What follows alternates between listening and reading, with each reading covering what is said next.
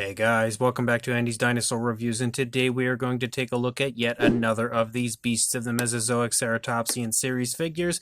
Hopefully you guys are having a blast with these figures, because I know I certainly am, but there's just been a lot of them to get through, and we are now closing in on the end as we have this and two others left. But this is the Chasmosaurus, and I am actually a gigantic fan of Chasmosaurus, so it's definitely a figure I was really looking forward to. However, the kind of brighter greens on it sort of deterred me from the figure just a little. However, I'm thinking that as far as this figure goes, it's probably going to be a different story once I open the package up, get the figure out, because that's been pretty much the theme of things with these Beasts of the Mesozoic Ceratopsian Series figures the entire time. But here on the back, you can again see a little checklist of the first wave of Ceratopsians, and you can also see kind of a sneak peek of the card that is included. Beautiful, beautiful artwork on that card, Chasmosaurus right there, and then some information on the species down here at the bottom. So, as always, let's break this box open and take a look at our Chasmosaurus. So, as always, we get the card and the tail, oops, I lost it, tail assembly instructions here. But you can see that as far as that card and the artwork goes, it is incredibly well done. Very, very beautiful overall. Really nice artwork of the Chasmosaurus there, and a really nice kind of backdrop that it apparently is walking along in some water. Really, really cool looking. And then here on the back of the card, you have an image of the Chasmosaurus itself, and then some information on the species, the Creative Beast Studio logo down there, as well as the Beast of the Mesozoic logo up at the top. Awesome additions to every set are these cards. And then here is our Chasmosaurus, and just like I suspected, I instantly feel completely different about the figure than I had leading up to this, because once again, the figure is really beautifully painted, and even though that green is kind of a brighter green, they've given it a beautiful dry brushing to really bring that detail out in a very realistic way, which is again exactly what has been changing my mind on these paint schemes and paint jobs the entire way through this series, is just how good of a job they do as far as the realism of the figure. And even with brighter colors, they kind of highlight them and like dry brush the areas over with a very nice realistic coloration as well, which helps to add to the level of realism, I think, to the paint schemes. And honestly, looking at it here actually out of the packaging at first glance, this might be one of the most appealing figures out of the entire lot, which is really shocking that this was one of the ones that I was least looking forward to as far as the paint scheme goes. But having it in hand, it may now have just risen to one of the most impressive overall. But definitely a figure I'm pretty excited to get a closer look at, so let's go ahead and do that right now. So starting up here at the head sculpt of our Chasmosaurus, you can see that, as per usual, it is overloaded with incredible sculpt and detail. I actually really like the area right here and kind of like the nostril area. You can see there's a very interesting design to the skin texture right there that's quite different than quite a bit of the other Ceratopsians have had. You can also see, again, lots of really nice scale detail right there, all over the place pretty much, but right here you can see how nicely brought out that scale detail is with the trademark kind of dry brushing that at this point I would say these figures are kind of famous for, and I absolutely love, because again it brings every scale out in such a realistic way. You can see quite a bit of paint variation here on the face with some nice whites, kind of a little bit of a darker dry brushing over some of those whites. You can see a beautiful bluish coloration, a nice brown that runs along here, blacks, a mixture actually of black and dark browns, and then you also have this very bright green up here on the top. But again, that bright green is dry brushed beautifully, and you can see that as I kind of run along the frill here. You can also get a really good idea of the very cool, intricate design up here on the frill of the Chasmosaurus. But you can again see how incredibly well done that dry brushing is, bringing each and every scale out, and again, just really making it look about as realistic, I think, as you're going to make a bright coloration like that look. Really nicely painted horn with a grayish coloration, same color here as the beak, but you can see that they've been weathered really beautifully, again, using a nice dry brushing, and you can see just how realistic that aspect of the figure looks. Same deal with the kind of smaller spikes and everything that run along the frill. They're painted in that same similar fashion. They also appear to have a slight gloss coat to them, and again,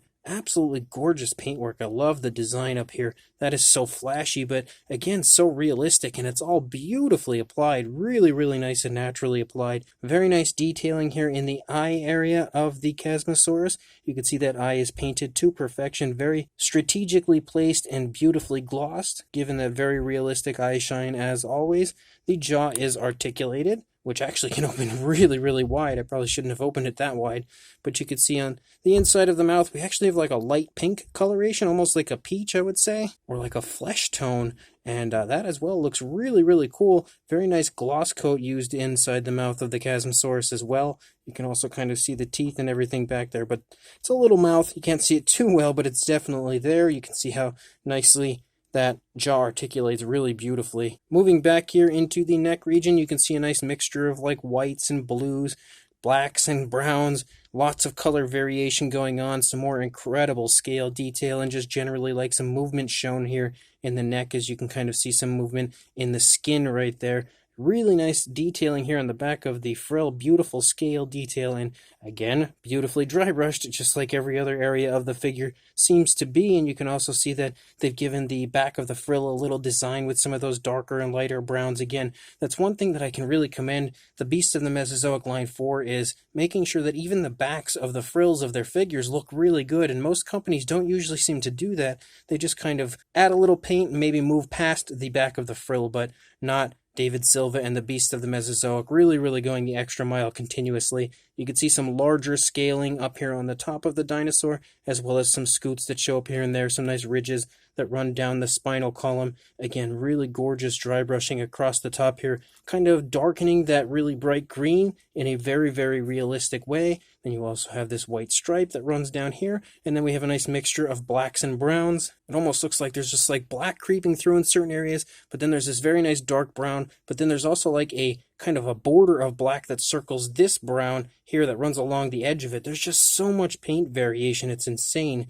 And then you can see here as we move down into the front leg, you can see again that beautiful scale detail, a mixture of like the green and the white, and how nicely dry brushed that scale detail is.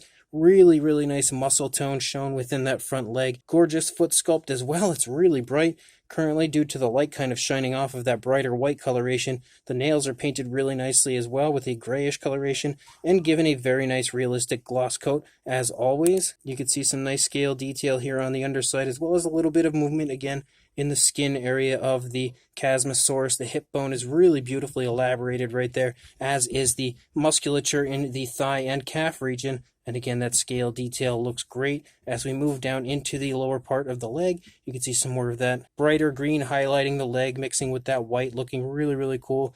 Beautiful foot sculpt back here. Once again, the really nicely painted nails, just like we've seen each and every single time we've looked at one of these figures. And then we move out here into the tail, some more extremely nice scale detail. You can even see the cloaca here on the underside of the figure. But again, some of the ridges that run here along the spinal column down the tail, you can get a good idea of that really nice dry brushing.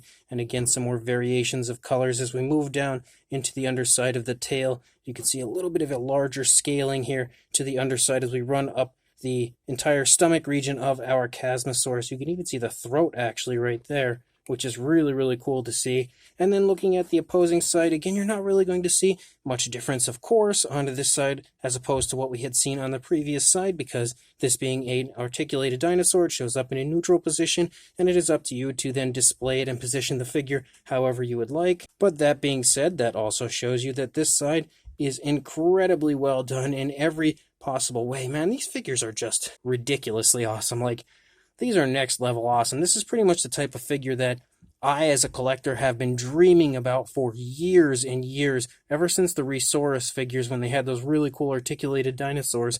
And those are kind of like the originators of this style figure, but the Beast of the Mesozoic figures have just completely perfected it and really outshined those figures in every possible way by like a mile.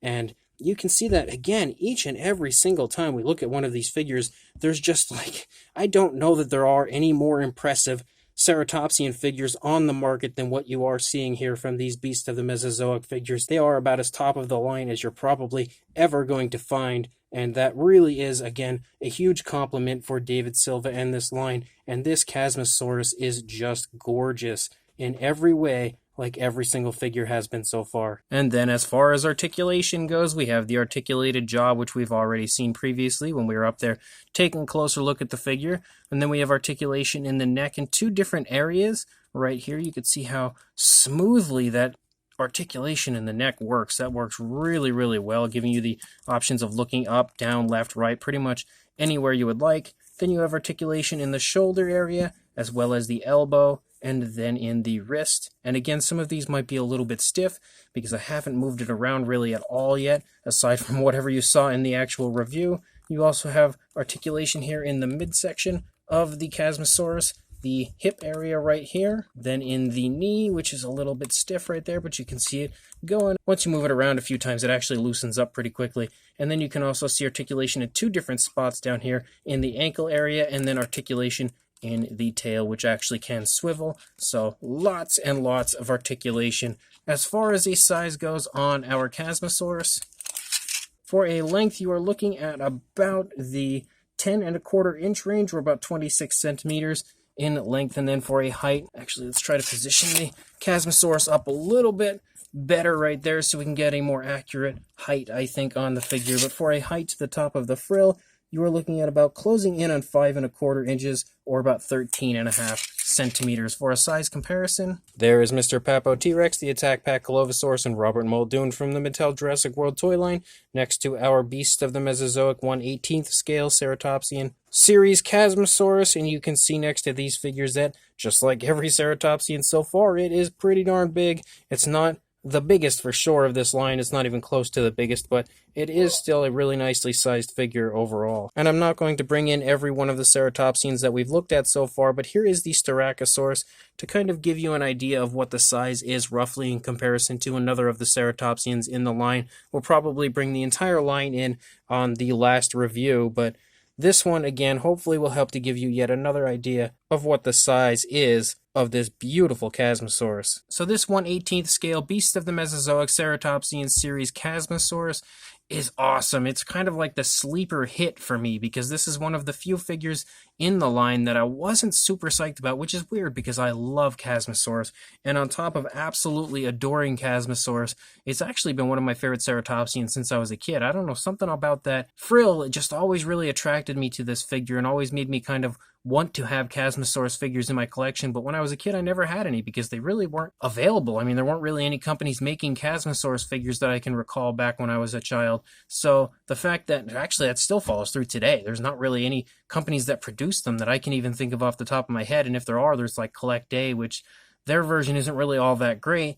But again, having this version here, I was really excited initially until I had seen the paint scheme. And then it's not like I wasn't excited still. I was still pretty excited, but the paint scheme initially had me just let down, I think, a little bit, because I kind of like darker colors on my Ceratopsians, or I did previously until the Beast of the Mesozoic line came along. But the brighter green kind of turned me away from the figure, and just how bright and flashy the paint scheme looked in the promotional images kind of led me to believe that it wasn't going to be a figure I was a big fan of in person. However, with that said, actually having the figure here in hand, I am 100% in love with it, and my opinion has changed completely on the figure, just like with every single other figure that I was a little weary of as far as the paint schemes go, because there were a few, like the Pseudoceratops, for instance, because that one was another one that had a little bit of a brighter paint scheme that I was initially concerned about how good it would look in person. That one I actually really, really loved as well. So this kind of really has changed my opinions on Ceratopsians as far as what looks natural on a Ceratopsian, because now David Silva has proven my mind wrong 2 times as far as these brighter Ceratopsians go, as he's delivered a very realistic looking paint scheme that's bright and flashy on a Ceratopsian that previously I would have never thought would look good on a figure like this, as I was always kind of a fan of darker colors, like I stated. But looking at these figures here in hand, and specifically this Chasmosaurus, my mind is completely changed, because Ceratopsians really can have bright, flashy colors and really can look natural with those, because I think this Ceratopsian here, this Chasmosaurus, is a prime example of that, because this Chasmosaurus looks about as legit and about as realistic as it gets as far as having flashy colors. And again, that's just super, super impressive if you ask me. So a huge compliment yet again to David Silva and the Beast of the Mesozoic line. The sculpt of this Chasmosaurus is fantastic, as always. Very highly detailed, incredible sculpt as far as the scale detail, the skin texture, the really nice folds in the skin, and just pretty much every ounce of detail that you would expect to find is, of course, present on this beautiful Chasmosaurus figure. The paint scheme, again, looking nice and bright and flashy, but really, really natural and beautifully applied, very nice and realistically applied, is also a huge plus. And the articulation is just the icing on the top of the cake. Of course, the articulation works great, allowing so many different poses, so much different possibilities as far as dioramas and posability to create with your figure. So a huge plus as far as the articulation goes. But pretty much as a whole, this figure is the total package for sure. So make sure you follow the link in the description to the Creative Beast Studio website, where I will have a link straight to this figure. And of course, pick yourself up this fantastic Chasmosaurus from the Beast of the Mesozoic Ceratopsian line. But before you do that, make sure you also like, comment, and subscribe, and I will see you in the next review. Thanks for watching.